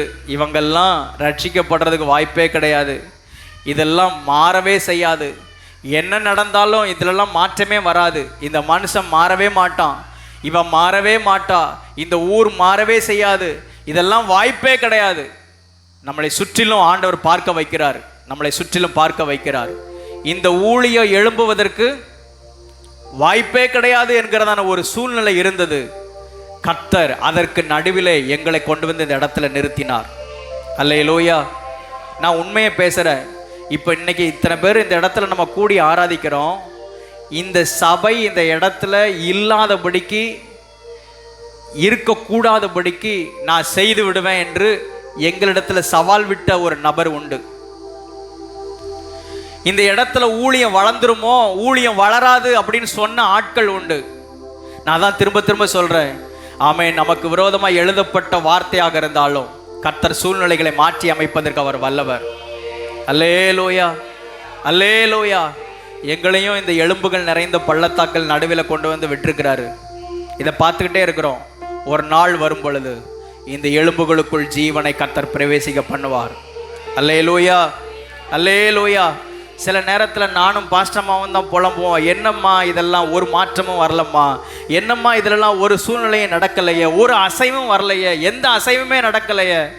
ஆனால் அந்த வசனத்தை இப்பொழுது பிரசங்கிக்கும் பொழுது எனக்குள்ளேயும் அந்த வார்த்தை கிரியை செய்கிறது. ஒரு அசைவும் வரலனாலும் கர்த்தர் இந்த எலும்புகள் நிறைந்த பள்ளத்தாக்கள் நடுவில் கொண்டு வந்து நிறுத்தி இருக்கிறார். எதற்காக? அந்த எலும்புகளோட எலும்பா சேர்றதுக்காக இல்லை. ஆமென். ஜீவன் பெற்று உயிரோடு கூட எழும்பி ஆமென் தேசத்தை அசைக்கும்படியாக கர்த்தர் மகத்துவமான காரியங்களை இந்த எலும்புகளின் நடுவிலே, இந்த பட்டணத்தின் நடுவிலே, இந்த தேசத்தின் நடுவிலே, இந்த கிராமத்தின் நடுவிலே செய்தருளும்படியாக ஆண்டவர் கிரியை செய்வாராக. எலும்புகளின் நடுவிலே ஒரு அசைவை கர்த்தர் உண்டு பண்ணுவாராக. அல்லேலூயா, அல்லேலூயா. ஆமென். அசைவற்றிருக்கிறதான சூழ்நிலைகள் நடுவிலே ஆண்டவர் உங்களையும் என்னையும் கொண்டு வந்து நிறுத்தி இருக்கிறார். அல்லேலூயா. உங்களை ஆண்டவர் அப்படிப்பட்ட பாதையில் நடத்துகிறாரா? எலும்புகள் நிறைந்த ஒரு பள்ளத்தாக்கு, எந்த அசைவு, அதாவது மனித மூளைக்கு எவ்வளவுதான் யோசிச்சு பார்த்தாலும் இந்த எலும்புகளிலிருந்து ஒரு ஜீவன் வர்றதுக்கு வாய்ப்பே இல்லை, வாய்ப்பே இல்லை. நம்பிக்கை, அதாவது என்னதான் நம்ம விசுவாசிச்சாலும் அந்த விசுவாசத்துக்கு மேல ஒன்று சொல்லும், எப்படிப்பா எலும்புகள் உயிர் பெறும்? அதுக்கு அடையாளமாகத்தான் எசேக்கியேல் தீர்க்க தரிசன புஸ்தகம் 37வது அதிகாரத்தை உங்க கையில என் கையில ஆண்டவர் எழுதி கொடுத்திருக்கிறார். அல்லேலூயா, அல்லேலூயா. என்கிட்ட சொன்னாங்க, ஒரு மூத்த ஊழியர் ஒருத்தர் சொன்னாங்க, எப்பா உன் ஜீவனெல்லாம் போய், உன்னுடைய வாழ்நாட்களெல்லாம் போய் ஒரு கிராமத்தில் போய் செலவு பண்ணி வேஸ்ட் ஆக்கிறாத. எனக்கு தெரியும் நீங்கள்லாம் ஒரு இந்த மாதிரி இடத்துக்கெல்லாம் போனீங்கன்னா நல்லா இருப்பீங்க. இந்த வார்த்தைகள்லாம் சொன்னாங்க. அதனால அது ஒரு சின்ன கிராமம், அந்த கிராமத்தில் போய் உன் உயிரெல்லாம் கொடுத்து எதுக்கு நீ வேஸ்ட் பண்ணணும் அப்படின்னு ஒரு மூத்த ஊழியர் சொன்னாங்க.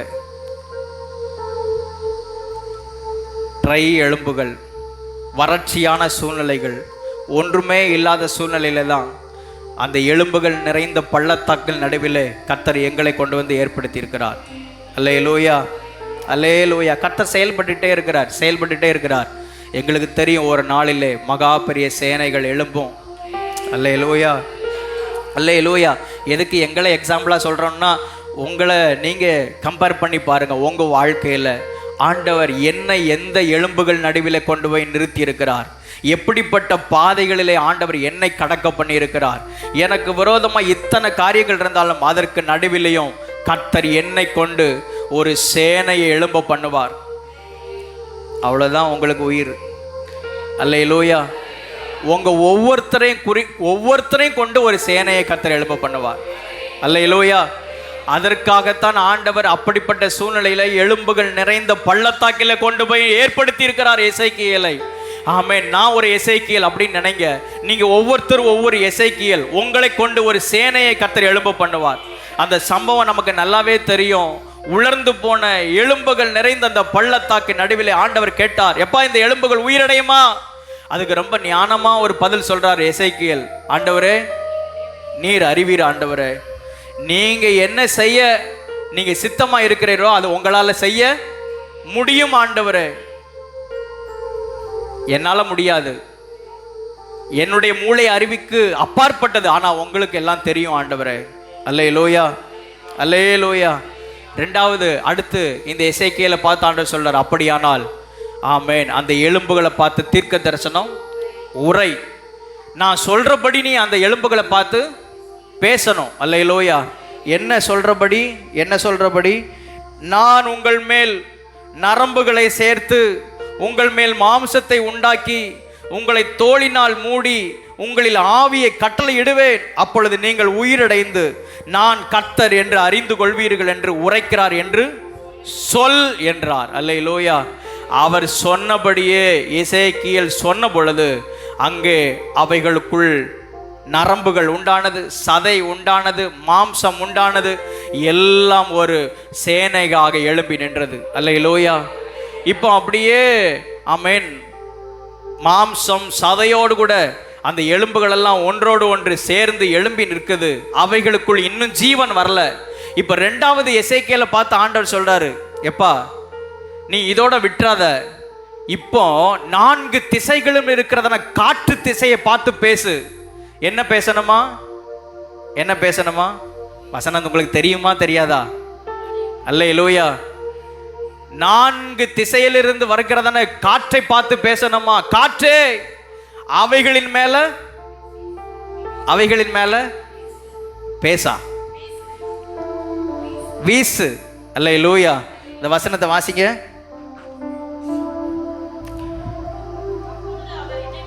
அப்பொழுது அவர் என்னை பார்த்து, நீ ஆவியை நோக்கி தீர்க்க தரிசனம் உரை. மனுபுத்திரனே நீ தீர்க்க தரிசனம் உரைத்து ஆவியை நோக்கி கர்த்தராகிய ஆண்டவர் உரைக்கிறது என்னவென்றால், ஆவியே நீ காற்று திசை 4 இருந்து வந்து கொலையுண்ட இவர்கள் மேல் உயிரடையும்படிக்கு இவர்கள் மேலே ஊது என்றார். அல்லேலூயா. காற்றை பார்த்து பேசுன்னு ஆண்டவர் சொல்றாரு. அல்லேலூயா. எதை பார்த்து பேசுன்னு சொல்றாரு? காற்றை பார்த்து பேசு. ஆமென். இவர்கள் மேல இவர்கள் உயிரடையும்படி இவர்கள் மேல ஊது. காற்று கீழ்ப்படுகிறது. அல்லேலூயா, அல்லேலூ. ஒன்று தெரியுமா? தேவன் படைத்த அத்தனை சிருஷ்டிப்புகளும் அவருடைய நோக்கத்தை நிறைவேற்றி கொண்டே இருக்கிறது. அல்லேலூயா. வனாந்தரத்தில் ஒரே ஒரு காற்று தான், ஒரே ஒரு காற்று வனாந்தரத்தில் வீசப்பட்டது. வனாந்தரத்தில் அத்தனை காடைகளையும் அங்கங்க இருக்கிற அத்தனை காடைகளை கொண்டு வந்து வனாந்தரத்தில் இஸ்ரவேல் ஜனங்கள் இருக்கிற பாளையத்துக்குள்ள கொண்டு வந்து போட்டுருச்சு.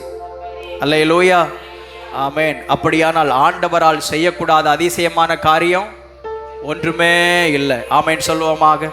அல்லேலூயா, அல்லேலூயா. பேசணும். முதலாவது எசேக்கியேலை பார்க்க வைக்கிறாரு, அப்புறம் கேட்க வைக்கிறாரு, அப்புறம் பேச வைக்கிறார். இந்த வாயில என்ன வார்த்தை வரணும்? அதாவது நம்ம சர்ச்சில் இந்த நாவை குறிச்செல்லாம் நிறைய நேரத்தில் பேசியாச்சு. நாவை குறித்து நிறைய செய்தி கொடுத்தாச்சு. இந்த நாவில் என்ன பேசணும்? ஜீவனுள்ள வார்த்தையை பேசணும், கர்த்தருடைய வார்த்தையை பேசணும். அல்லேலூயா, அல்லேலூயா. வம்பும் ஆமென் புரணி கதைகளும் தேவையில்லாத கதைகளும் இந்த வாயில் இருந்து என்ன செய்யக்கூடாது? வரக்கூடாது. அவிசுவாசமான வார்த்தைகள் இந்த வாயில் என்ன செய்யக்கூடாது? வரக்கூடாது. ஆமென். மறுபடியும் தயவா கேட்குறேன், இந்த நாவை ஆண்டவரை ஆசீர்வாதமாக என்னை பயன்படுத்துங்கன்னு சொல்லி ஜெபம் பண்ணுங்க. அல்லேலூயா. இந்த நாவினால கெட்டு போனவங்க எத்தனை பேர் இருக்கிறாங்க?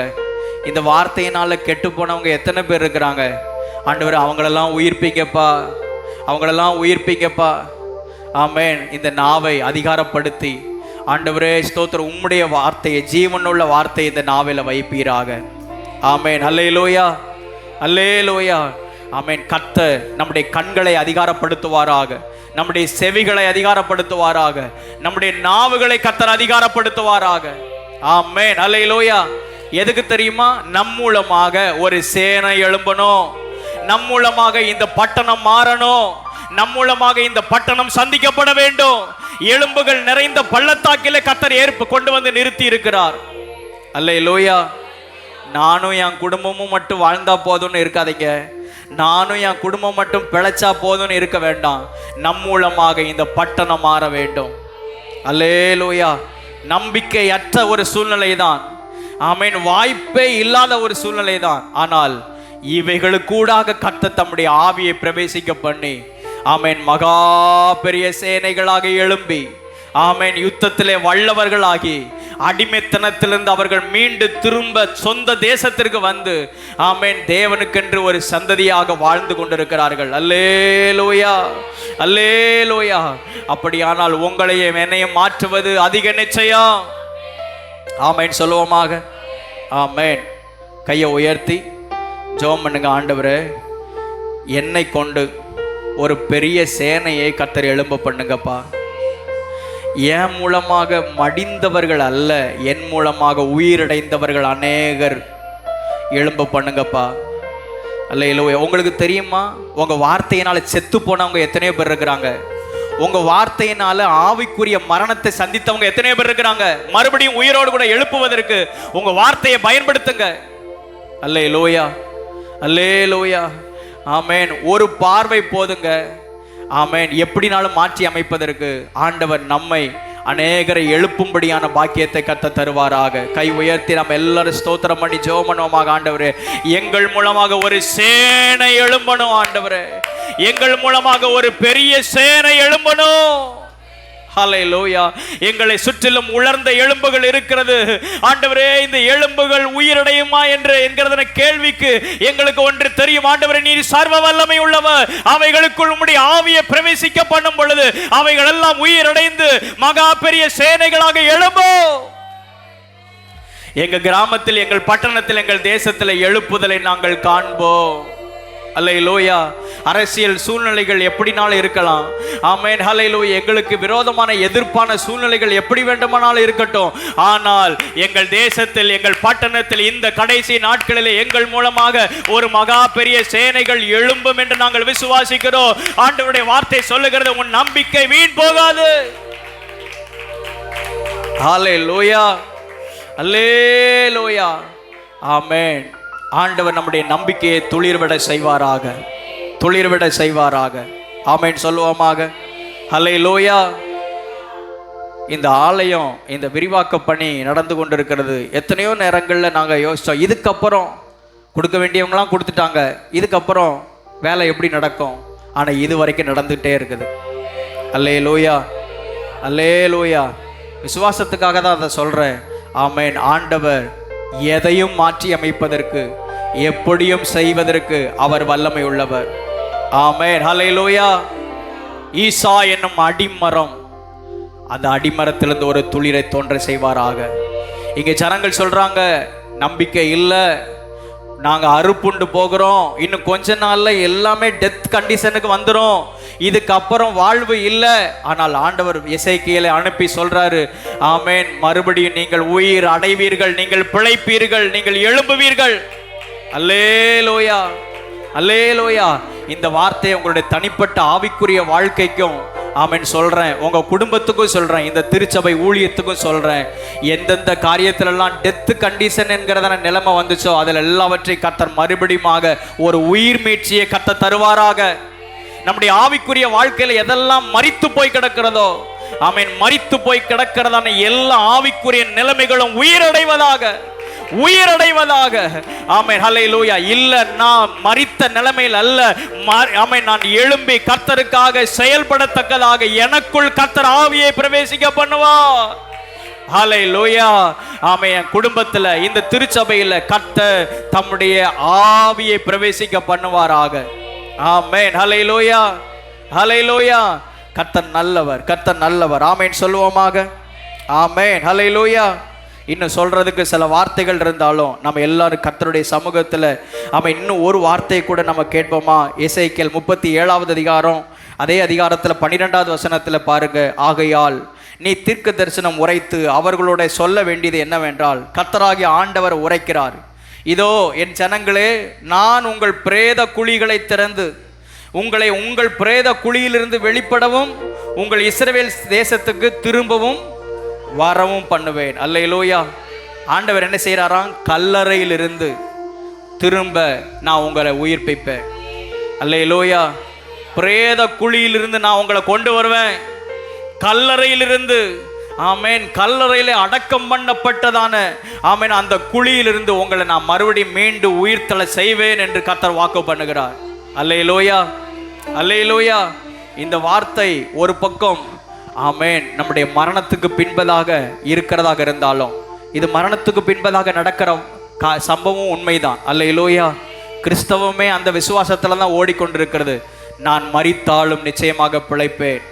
அல்லேலூயா. ஆமேன். பிரேத குழியிலிருந்து ஆண்டவர் என்னை கொண்டு வருவார்.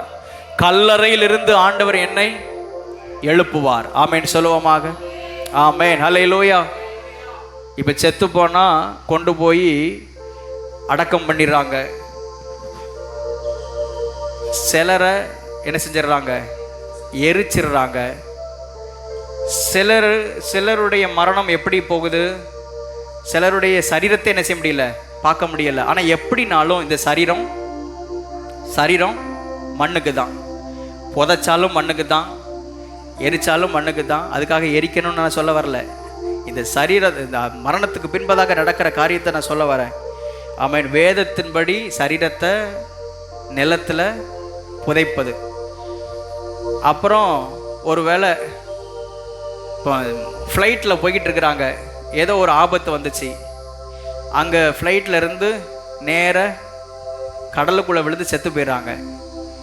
எப்படியோ அந்த சரீரம் எங்கே தான் போகுது? மண்ணுக்கு தான் போகுது. அப்படினால் மண்ணிலே புதைக்கப்பட்டதான அந்த சரீரம், ஆமேன், 1 கொரிந்தியர் 15வது அதிகாரத்தில் சொல்லப்பட்டிருக்கிற வார்த்தையின் படியாக, 1 தெசலோனிக்கேயர் 4வது அதிகாரத்தில் சொல்லப்பட்டிருக்கிற வார்த்தையின் படியாக புதைக்கப்பட்ட விதைக்கப்பட்ட இந்த சரீரம் கிறிஸ்துவின் நாளிலே உயிரோடு கூட எழும்பும். அல்லேலூயா. அதுக்கு நான் ஒன்று சொல்ல முடிக்கட்டுமா? அதாவது நான் எப்படினாலும் நான் வாழ்வேன், என் சரீரத்தை உயிரோடு கூட எழுப்புவார், நான் உயிரோடு கூட எழுந்து அவரோடு கூட நான் வாழ்வேன் அப்படின்னு நம்ம சொல்லிவிட முடியாது. ஆமேன். இந்த பூமியில் நம்ம முடிக்க வேண்டிய அத்தனை வேலைகளை முடித்து நாம் இளைப்பாறும் பொழுது, ஆமேன், அவருடைய நாள் வரும் பொழுது அந்த இளைப்பாறுகிறதான அந்த சரீரத்தை கர்த்தர் மகிமை அடைந்த சரீரமாக உயிரோடு கூட எழுப்புவார். அல்லேலூயா. ஆண்டவர் சொல்லுகிறார், ஆமேன், பிதாவாகிய தேவன் இந்த பூமியில் என்ன செய்ய அவர் நினைத்தாரோ அதை நான் செய்து முடித்தேன். அல்லேலூயா. அவர் நியமித்த கிரியைகளை நான் இந்த பூமியில் செய்து முடித்தேன். வசனம் அப்படித்தான் சொல்லுகிறது. நான் செய்து முடிக்க வேண்டிய வேலைகளை, யோவான் 17வது அதிகாரம் 4வது வசனத்தில், பூமியிலே நான் உம்மை மகிமைப்படுத்தினேன், நான் செய்யும்படி நீர் எனக்கு நியமித்த கிரியைகளை செய்து முடித்தேன். எல்லாவற்றையும் நிறைவேற்றி முடித்து நாம் இளைப்பாறும் பொழுது, ஒரு நாள் வரும் பொழுது மகிமை அடைந்த சரீரமாக நாம் உயிரோடு கூட எழுப்புவோம். அல்லேலூயா. இதை குறித்து இன்னும் அதிகமாக பேசலாம். ஆமே. இந்த பூமியில் நம்ம முடிக்க வேண்டிய வேலை என்ன? முதல் அனுபவம் ஞானஸ்நானம் எடுக்கணும். அதுக்கு அடுத்த தொடர்ந்து கிறிஸ்துவுக்காக வாழணும், கர்த்தருக்காக ஊழியம் செய்யணும், கர்த்தருடைய ராஜ்யத்தை கட்டணும். அல்லேலூயா. இன்னும் இதை குறித்து விவரமாக பேசுகிறதுக்கு எனக்கு விருப்பம் தான், ஆனால் சமயம் இல்லை. இந்த பூமியில் நாம் செய்து முடிக்க வேண்டிய வேலைகள் எல்லாவற்றையும் முடிக்கும் பொழுது, ஆமேன், நிச்சயமாக ஒரு நாள் வரும் பொழுது கர்த்தருடைய நாளிலே நாம் மகிமைக்குள்ளாக நாம் எழும்புவோம். அல்லேலூயா. நாம் எல்லாரும் முழங்கால் படியிடுவோம், கண்களை மூடி நாம் ஜெபம் பண்ணுவோம். ஆமேன். ஹல்லேலூயா. ஸ்தோத்திரம் ஆண்டவரே, ஸ்தோத்திரம் ஆண்டு. இந்த பூமியில் வாழ்கிறதான உங்களுடைய என்னுடைய வாழ்க்கையில் கர்த்தர் ஒரு புதிய நம்பிக்கையை ஏற்படுத்துவாராக. ஆமேன். மரித்து போன டெத் கண்டிஷனில் இருக்கிற அது எப்படிப்பட்டதான காரியமாக இருந்தாலும் மறுபடியும் அவைகளுக்குள் ஜீவனை கட்டளையிட்டு அவைகள் ஹல்லேலூயா பிழைக்க செய்வதற்கு தேவன் வல்லமை உள்ளவர். இந்த வார்த்தைகளை நம்ம கேட்டோம். ஆமென் ஹல்லேலூயா. எல்லாரும் வாய்களை திறந்து ஒப்பு கொடுத்து ஜெபம் பண்ணுங்க. ஆண்டவரே, இன்றைக்கு இந்த வார்த்தையின் மூலமாக என்னோடு கூட நீங்கள் பேசியிருக்கிறீங்க. இந்த குறிப்பிட்ட சூழ்நிலைகளில் ஒரு அற்புதத்தை செய்யுங்கப்பா. இந்த குறிப்பிட்ட சூழ்நிலைகளில் கர்த்தர் ஒரு அதிசயத்தை நடப்பீங்க ஆண்டவரே. ஒரு உயிர் மீட்சியை நீங்கள் கட்டளையிடுங்க ஆண்டவரே. ஆமென் சொல்லி ஜெபம் பண்றீங்களா? ஆமென் ஹல்லேலூயா. உங்க சொந்த பிரயாசத்தை நம்பி வாழாதீங்க. ஆமென். அவைகளுக்கு மேலாக கர்த்தருடைய ஆவியானவர் அசைவாடும் பொழுது அவைகள் எல்லாம் உயிர்ப்பிக்கப்படும். அவைகள் எல்லாம் உயிர்ப்பிக்கப்படும். அவைகள் எல்லாம் உயிர்ப்பிக்கப்படும். ஓ ஹல்லேலூயா, ஹல்லேலூயா, ஹல்லேலூயா. நன்றி நிறைந்த உள்ளத்தோடு கூட நாங்கள் உம்மை ஸ்தோத்திரிக்கிறோம் ஆண்டவரே. கர்த்தாவே, இந்த மாதம் முழுவதும் இந்த வார்த்தையின் மூலமாக எங்களோடு கூட நீங்க பேசியிருக்கிறீங்கப்பா. ஒரு புதிய நம்பிக்கை கர்த்தர் எங்களுக்குள் நீர் தலைக்க செய்திருக்கிறீர் ஆண்டவரே. ஓ ஹல்லேலூயா, ஹல்லேலூயா, ஹல்லேலூயா. ஆண்டவரே ஸ்தோத்திரம் ஆண்டவர். அந்த கோனியாவுடைய வாழ்க்கை, எழுதப்பட்ட கோனியாவுடைய வாழ்க்கையை நீர் மாற்றி அமைத்தீர் ஆண்டவரே.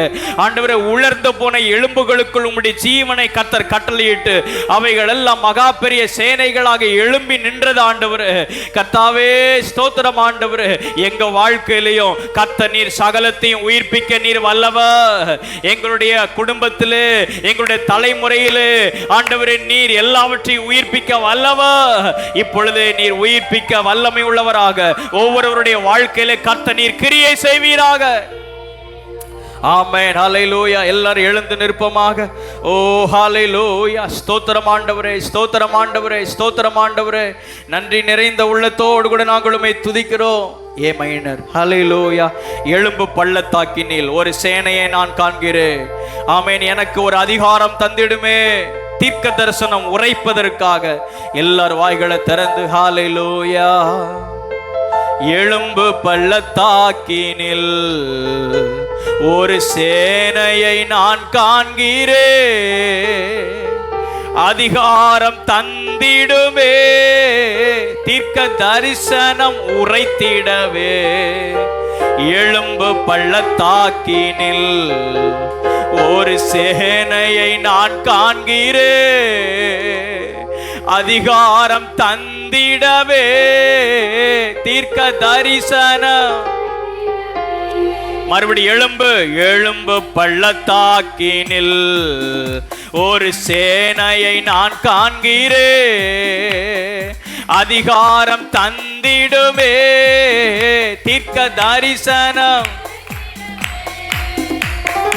அக்கினியாய் இறங்கிடுமே, அக்னினாவாக அமர்ந்திடுமே, பெரும் காற்றாக வீசிடுமே, ஜீவன் நதியாக.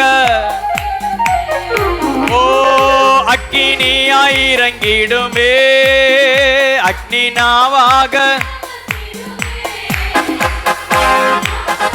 வீசிடுமே, ஜீவன் நதியாக பாய்ந்திடுமே. அக்கினியாய் இறங்கிடுமே, அக்னினாவாக வீசிடுமே, ஜீவன் நதியாக பாய்ந்திடுமே. பின்மாரியின் அபிஷேகா மாம்சமான யாவர் மேலோ அதிகமாய் பொழிந்திடுமே, நிரப்பிடுமே. பின்மாரியின் அபிஷேகா மாம்சமான யாவர் மேலோ அதிகமாய்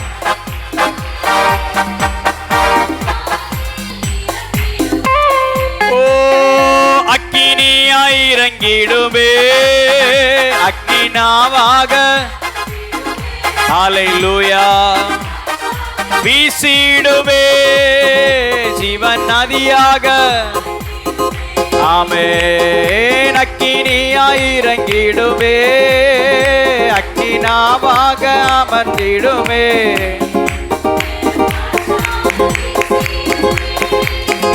ஜீவன் நதியாக பாய்ந்திடுமே. கரங்களை தட்டி ஹல்லேலூயா. எனக்கு விரோதமாய் பேசப்பட்ட வார்த்தையாக இருந்தாலும், எனக்கு விரோதமாய் எழுதப்பட்ட கையெழுத்தாக இருந்தாலும், ஆமென், நான் பார்க்கும் பொழுது எல்லாம் உலர்ந்து போன நிலைமையாக இருந்தாலும், ஆமென், ஹல்லேலூயா, எல்லாம் முடிந்தது என்கிற நிலைமையில் இருந்தாலும் எனக்குள் ஒரு நம்பிக்கை உண்டு. ஒரு மரத்தை குறித்தாவது நம்பிக்கை உண்டு. ஆமென், ஹல்லேலூயா. நான் திரும்பவும் தலைப்பு, திரும்பவும் இளம் மரத்தை போல நான் கிளை விடுவேன். கர்த்தர் அதை செய்வார், கர்த்தர் அதை நிறைவேற்றுவார். கரங்களை தட்டி கர்த்தரை மகிமைப்படுத்துவோமாக. நன்றி நன்றி நன்றி ஆண்டவரே. நன்றி நிறைந்த உள்ளத்தோடு கூட நாங்கள் உம்மை ஸ்தோத்திரிக்கிறோம். ஆமென் ஆமென் ஆமென். ஹல்லேலூயா. இந்த வார்த்தைகள் அப்படியே உள்வாங்கி ஒரு மாடு அசைப்படுவது போல வார்த்தைகள் அப்படியே அசை போட்டு, ஆமென், ஹல்லேலூயா, திரும்ப திரும்ப, ஆமென், ஹல்லேலூயா, இந்த எசேக்கியேல் சொன்னது போல நம்ம சொல்லும் பொழுது ஆண்டவர், ஹல்லேலூயா, உயிர் மீட்சியை நம் நடுவிலே கர்த்தர் காண பண்ணுவார். ஆமென். கர்த்தர் சகலத்தையும் புதிதாக்க அவர் வல்லமை உள்ளவர். அவர் நிறைவேற்றுவாராக. சர்வ வல்லமையுள்ள பிதாவே, கிருபை நிறைந்த நல்ல ஆண்டவரே, கர்த்தாவே, இந்த இடத்துல கூடி வந்திருக்கிற யாவர் மேலும் இந்த வார்த்தையை ஆண்டவரே ஸ்தோத்திரம் கட்டளை இடுகிறப்பா. இந்த வார்த்தையின் ஆசீர்வாதம் ஒவ்வொருவர் மேலும் வருவதாக, ஒவ்வொருவர் மேலும் வருவதாக. ஆண்டவரே ஸ்தோத்திரம். குடும்பங்களிலே, தனிப்பட்ட வாழ்க்கையில, சபை நடுவிலே ஒரு உயிர் மீட்சியை கர்த்தர் கட்டளையிடுவீராக. ஒரு எழுப்புதலை கர்த்தர் காணும்படியாக செய்வீராக. ஆண்டவரே மக ஸ்தோத்திரம் செலுத்துகிறோம். உம்முடைய நாமம் மகிமைப்படுவதாக. உம்முடைய நாமத்தினாலே ஆசீர்வதிக்கிறோம். கிருபை சூழ்ந்து கொள்ளட்டும். தொடர்ந்து உம்முடைய கரத்தில் எங்களை தாழ்த்தி தருகிறோம். சகல துதியும் கனமும் மகிமையும் உமக்கு ஒருவருக்கே நாங்கள் ஏறெடுக்கிறோம். மீட்பர் இயேசு கிறிஸ்துவின் நாமத்தில் வேண்டிக் கொள்கிறோம், ஜீவனுள்ள நல்ல பிதாவே. ஆமென் ஆமென். என் ஆத்துமாவே கர்த்தரை ஸ்தோத்திரி, என் முழு உள்ளமே அவருடைய பரிசுத்த நாமத்தை ஸ்தோத்திரி. என் ஆத்துமாவே கர்த்தரை ஸ்தோத்திரி, கர்த்தர் செய்த சகல உபகாரங்களை மறவாதே. ஆமென் ஆமென். நம்முடைய கர்த்தராகிய இயேசு கிறிஸ்துவினுடைய கிருபையும், பிதாவாகிய தேவனுடைய அன்பும், பரிசுத்த ஆவியானுடைய ஐக்கியமும், சந்தோஷமும், சமாதானமும் நம் அனைவரோடு கூட, சகல பரிசுத்தவான்களோடு கூட இன்றும் என்றும் அவருடைய வருகையின் நாள் பரியந்தமும் எப்பொழுதும் இருப்பதாக. ஆமென் ஆமென். அல்லேலூயா அல்லேலூயா அல்லேலூயா. ஆமென். யாவருக்கு ஸ்தோத்திரம். கர்த்தர் உங்கள் ஒவ்வொருவரையும் ஆசீர்வதிப்பாராக. ஒருவருக்கு ஒருவர் கரங்களை கொடுத்து வாழ்த்து செல்லுங்கள். கர்த்தர் உங்களை ஆசீர்வதிப்பாராக. ஆமென்.